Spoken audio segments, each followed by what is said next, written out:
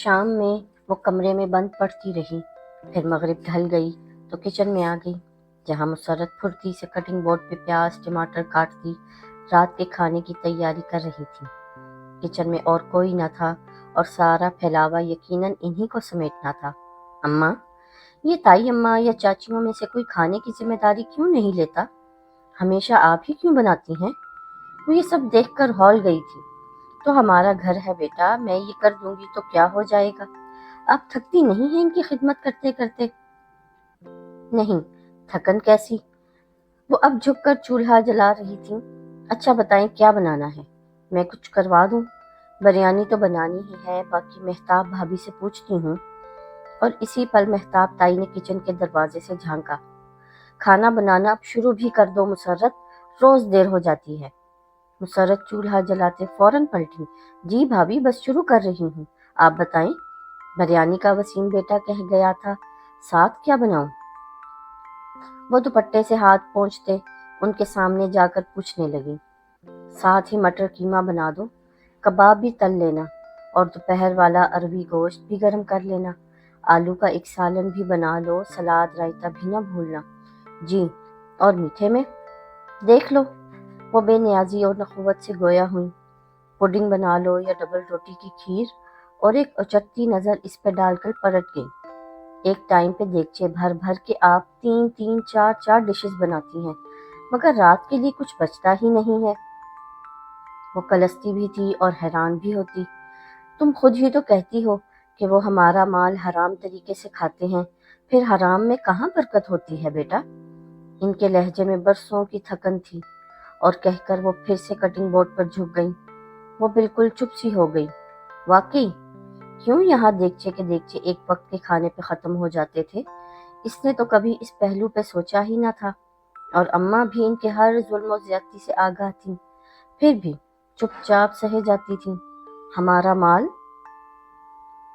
دل میں ایک کانٹا سا چبھا۔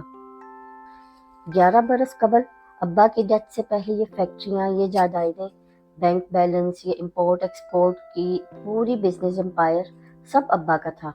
اور یہ آغا کریم، یہ راجہ بازار میں کپڑے کی ایک دکان چلاتے تھے۔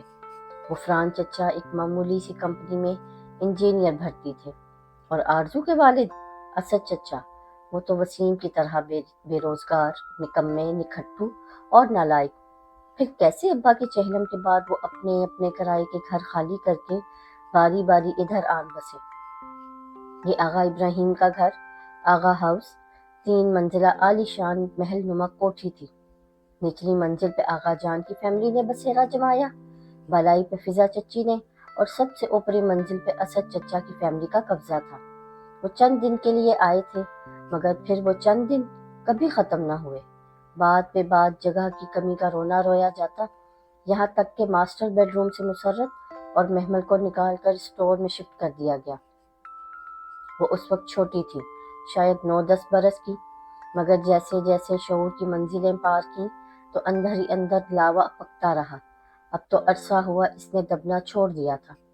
گھر کے مردوں کے سامنے تو خیر وہ زبان بند ہی رکھتی، مگر تائی چچیوں سے برابر کا مقابلہ کرتی، اور کزنز تو کسی کھاتے میں نہ تھی۔ لیکن اس زبان چلانے کے باعث اس پہ سختیاں بڑھتی گئیں۔ وہ محض زبان سے جواب دے سکتی تھی، مگر تائی اماں وغیرہ دوسرے حربے بھی استعمال کرتے۔ جب سے اس نے اپنے ذاتی جیب خرچ کے لیے ایک دوست کے والد کی اکیڈمی میں ٹیوشنز دینی شروع کی، اس کو گھر واپسی میں دیر ہو جاتی، اور نتیجتاً یا قصداً اس کے لیے دوپہر کا کھانا نہ رکھا جاتا۔ ایک دفعہ اماں ایک روٹی اور سالن کی پلیٹ بچا کر کمرے میں لے گئی، مگر تائی مہتاب کی نگاہ پڑ ہی گئی، وہ گھر میں بونچال ہی آ گیا۔ وہ باتیں سنائی مسرت کو، ایسے ایسے چوری کے الزامات، القابات سے نوازا کہ مسرت پھر کبھی اس کے لیے کچھ نہ بچا سکی۔ شاید تائی یہ سب اس لیے کرتی تھی تاکہ وہ ٹیوشن چھوڑ دے، اور جو 1500 روپے اس ٹیوشن سے ملتا ہے وہ اسے نہ ملا کرے۔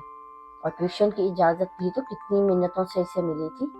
جب سب کے سامنے ہی اس نے پوچھ لیا تو شروع میں تو سب ہی اکھڑ گئے، لیکن اس کا فکرہ کہ ٹھیک ہے، آج یکم ہے، لائیے آغا جان میری پاکٹ منی نکالیے، مگر وہ اتنی ہی ہو جتنی سدرا اور مہرین باجی کو ملتی ہے، کیونکہ اگر مجھے پاکٹ منی نہ ملی تو میں سدرا اور مہرین کے ہر اچھے اور مہنگے جوڑے کو آگ لگا دوں گی۔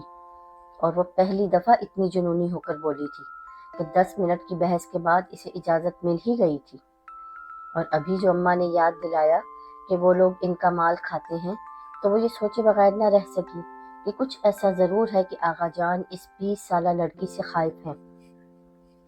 اگر کبھی جو وہ اپنا حصہ مانگنے کھڑی ہو جائے تو کیا اس کا کیس اتنا کمزور ہے کہ وہ عدالت کا فیصلہ اپنے حق میں نہ کرا سکیں گے اور انہیں ہر چیز محمل کے حوالے کرنی پڑے گی؟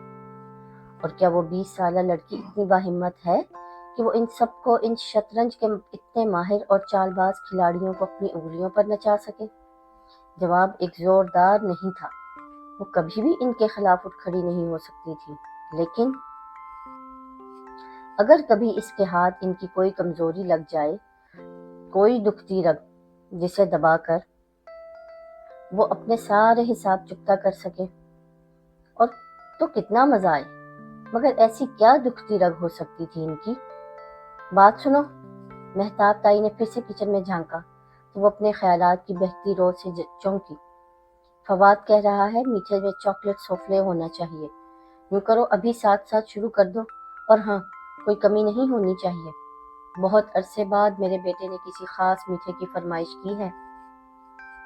بہت مان اور فخر اور تنبیہ بھرے انداز میں کہہ کر وہ پلٹ گئیں اور محمل کی بھٹکتی روح ایک نقطے پر منجمد ہو گئی۔ میرا بیٹا، میرا بیٹا۔ تو آغا جان اور مہتاب تائی کی کمزوری، دکھتی رگ اور ترپ کا پتہ، سب کچھ فواد ہی تھا۔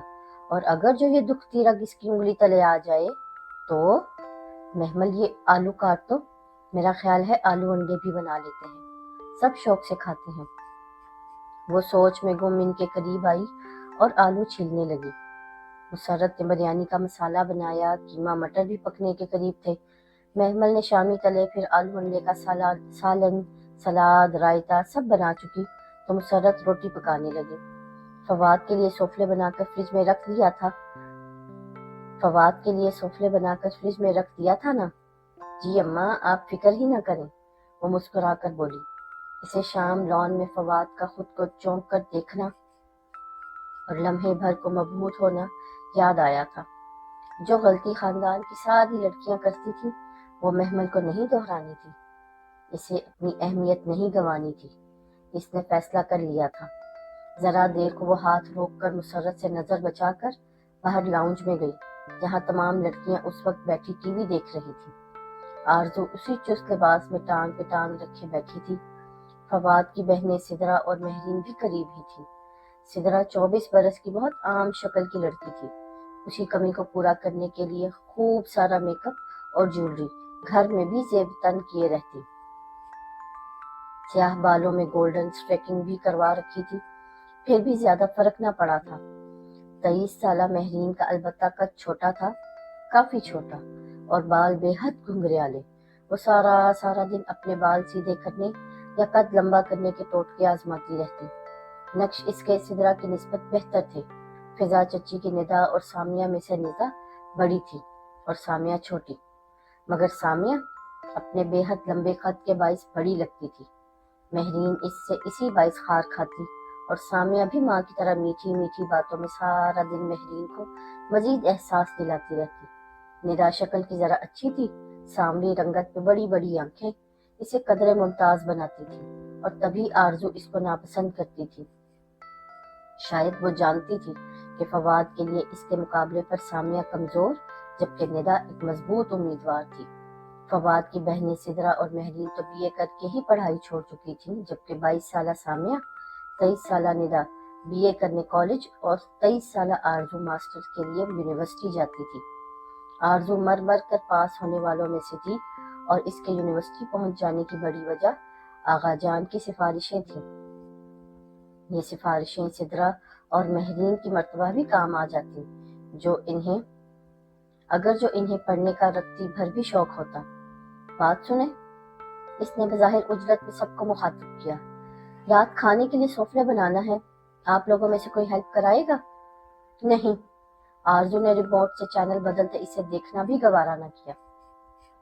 ندا اپنے ناخنوں پر سے کیوٹکس کھرچ رہی تھی، लंबी सी सामिया फौरन फोन की तरफ मतवज्जा हो गई। महरीन ने चेहरे के आगे रिसाला कर लिया और सिदरा बहुत इन्हेमाक से इसी वक्त टीवी देखने लगी। चले फाइन, वो वापस किचन में आ गई। डाइनिंग हॉल में रोज की तरह खाना खाया गया। महमल हमेशा की तरह सबसे आखिरी कुर्सी पे मौजूद थी, जो आगा जान की सरबराही कुर्सी के बिल्कुल सीध में थी। मुसर्रत इधर उधर चीजें पकड़ाती फिर रही थी। मीठा ले आओ। खाना खत्म हुआ तो मेहताब ताई ने महमल को इशारा करके कहा। मुसर्रत अभी जूठे बर्तन उठाकर किचन में गई थी। मीठा तो आज नहीं बना। वो बहुत इत्मीनान से आवाज बुलंद बोली तो सब चौंक कर इसे देखने लगे। मगर फवाद ने उलझकर माँ को देखा।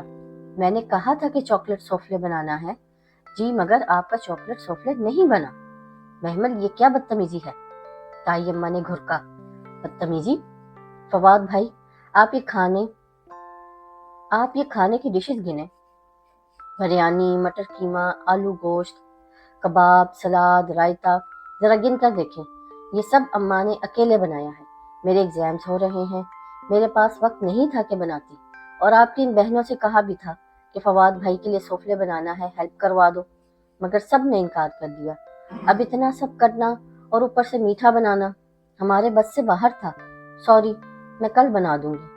या अगर मेरी माँ की थकन से बढ़कर आपको अपना टेस्ट अजीज है तो मैं इन्हें कह देती हूँ। अम्मा, अम्मा, इसने आवाज लगाई।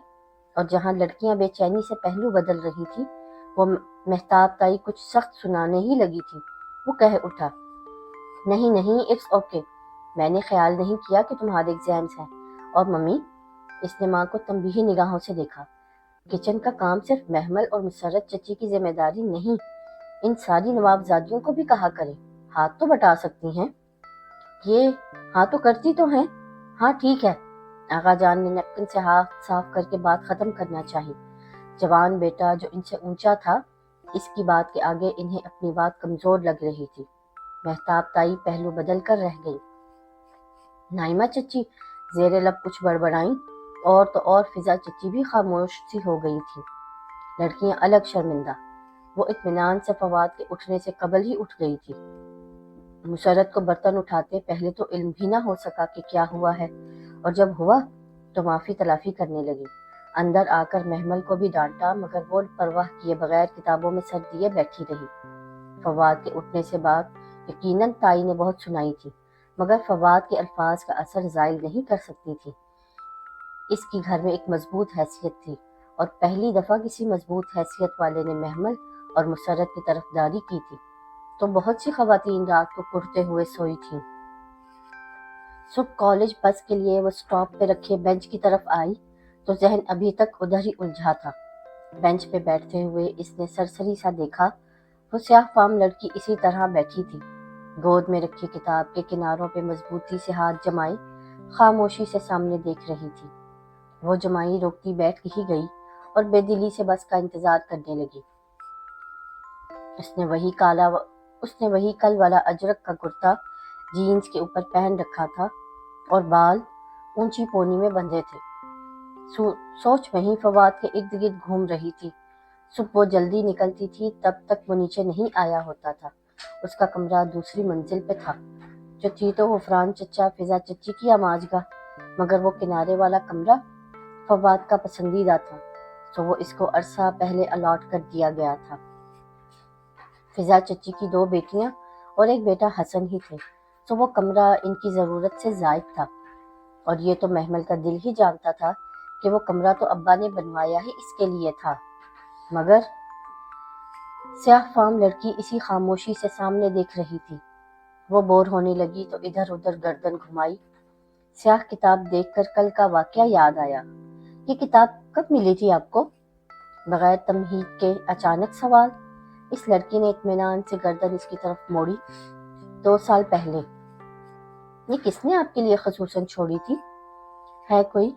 वो जरा सा मुस्कुराई। मोटी आंखों की चमक बढ़ गई। आपको अच्छा लगता है वो?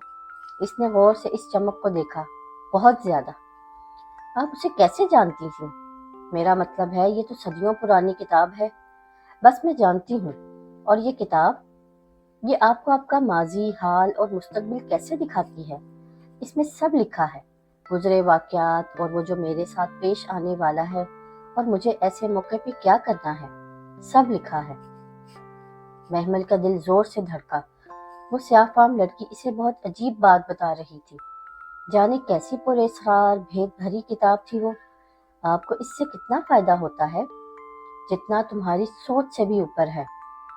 تو آپ کے تو بہت مزے ہوں گے، آپ اس کو پڑھ کر سب کچھ جان جاتی ہوں گی۔ ہاں، مگر اس میں کچھ عمل ہیں، پہلے وہ پرفارم کرنے ہوتے ہیں، پھر ہر چیز ویسے ہی ہوتی ہے جیسے اس میں لکھا آتا ہے۔ عمل؟ عملیات؟ وہ چونکی، اندر الارم سا بجا۔ یہ تو کوئی سفلی علم کی ماہر بیٹھی تھی، اسے ذرا احتراز برتنا چاہیے۔ ہاں، سیاہ فام لڑکی مسکرائی۔ جو وہ عملیات کر لے وہ اس کتاب کے ذریعے دنیا پہ راج کرتا ہے۔ سب لوگ اس کی مٹھی میں آ جاتے ہیں اور ہر شے اس کے لیے تسخیر ہو جاتی ہے۔ صرف میں نہیں، اگر تم بھی اس کتاب کا خاص علم سیکھو تو تمہیں اس کے الفاظ میں اپنا ماضی، حال اور مستقبل نظر آنے لگے گا۔ اور اس کے بعد؟ وہ سحر زدہ سی سوال پہ سوال کیے جا رہی تھی۔ اس کے بعد تم اس کتاب کو چھوڑ نہیں سکتی، تمہیں اپنی زندگی اس سے باندھ کر ہی گزارنی ہوگی، اور اگر میں اسے چھوڑ دوں تو تم تباہ ہو جاؤ گی، تمہاری ہر چیز، ہر محبت، سب تباہ ہو جائے گا۔ اس کو لے کر تم چھوڑ نہیں سکتی، یہ سب اتنا آسان نہیں ہے۔ محمل گھبرا کر اٹھ کھڑی ہوئی۔ میری بس۔ اسی پل بس قریب آتی نظر آئی۔ وہ دوڑ کر بس کی طرف جانے لگی۔ تم ایک دن ضرور آؤ گی میرے پاس، سیاہ فام لڑکی مسکرائی تھی۔ تم ایک دن ضرور گڑ گڑا کر یہ کتاب مانگنے آؤ گی۔ میں جانتی ہوں تم لوگوں کی ستائی ہوئی ہو، تمہارا دل زخمی اور ہاتھ خالی ہیں، اور جس دن یہ دل پوری طرح ٹوٹ جائے گا میں تمہیں یہ کتاب دے دوں گی۔ جاؤ، تمہاری بس آ گئی ہے۔ وہ خوف زدہ سی بس کی طرف لپکی تھی۔ آج راڈ پکڑ کر اندر چڑھتے اسے پیچھے دیکھنے کی ہمت نہیں ہوئی تھی۔ جانے کیا معمہ تھا،